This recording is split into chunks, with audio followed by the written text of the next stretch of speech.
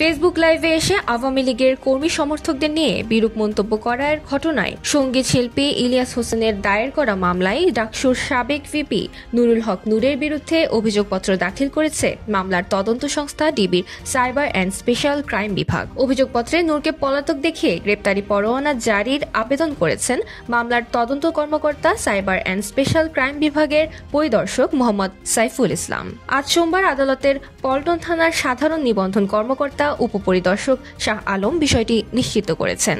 এর আগে 2021 সালের 19 এপ্রিল সঙ্গীত শিল্পী ইলিয়াস হোসেন বাদী হয়ে রাজধানীর পল্টন থানায় ডিজিটাল নিরাপত্তা আইনে এ মামলা করেন। সম্প্রতি ঢাকা মেট্রোপলিটন ম্যাজিস্ট্রেট আদালতে ডিজিটাল নিরাপত্তা আইন 2018 এর 25, 28, 29, 31 ধারায় অপরাধ প্রাথমিকভাবে সত্য বলে প্রতীয়মান হওয়ায় এ অভিযোগপত্র দাখিল করেন মামলার তদন্ত কর্মকর্তা। মামলাটি বিচারের জন্য সাইবার ট্রাইব্যুনালে বদলির আদেশ দেওয়া হয়েছে।